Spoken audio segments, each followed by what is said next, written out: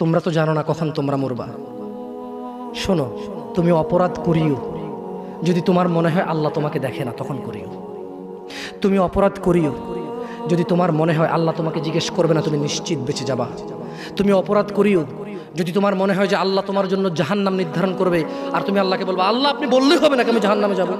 যদি এই ক্ষমতার অধিকারী হও তাহলে তুমি অপরাধ করিও। তোমাকে বলি, ইয়া মহিলা, মা, বোন, চাচা, চাচি, নামাজ ছাড়া মানুষ মুসলমান থাকে না। ওয়াল্লাহি আমি বলছি না কোথায় বাঁধবেন, তর্ক পরে। আমি বলছি আপনি নামাজটা স্টার্ট করেন। আমি বলছি না যে তারা ওই 20 রাকাত পড়বেন না 8 রাকাত পড়বেন। আমি বলছি যে আপনি পড়েন, 2 রাকাত হইলেও পড়েন।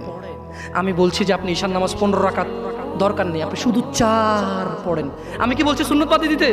আমি বলছি যে তুমি পড়ছো না, শোনো, ভয় পেও না। ঈশান নামাজ 15 রাকাত তোমার উপরে ফরজ নয়। আমি তোমাকে না করছি না 15 রাকাত পড়তে। আমি বলছি যে তুমি নামাজই পড়ো না, 4 পড়ো। এই 4 রাকাত ঈশা না পড়লে তুমি মুসলিম নও। 3 রাকাত মাগরিব না পড়লে তুমি মুসলিম নও। 4 রাকাত আসর না পড়লে তুমি মুসলিম নও। দেখো, আমাকে দোষ দিও না। বুখারী খোলো, সালাত অধ্যায়ে যাও, আযান অধ্যায়ে যাও।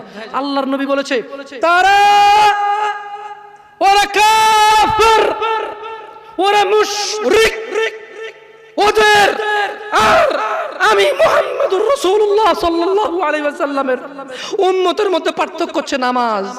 সুবহানাল্লাহ। ও সাহাবা, ও উম্মত, তুমি চিনবা মুহাম্মদের উম্মতকে সাল্লাল্লাহু আলাইহি ওয়াসাল্লাম। ও আমার উম্মত, তুমি কি আমার উম্মতকে চিনতে চাও? শোনো, তারা যারা আমার উম্মত না, আর এরা যারা আমার উম্মত। ওটা আমার উম্মত, যেটা নামাজ পড়ে ওটা আমার উম্মত। তুমি আল্লাহর নবীর উম্মত ছাড়া কিভাবে মুসলমান হবা?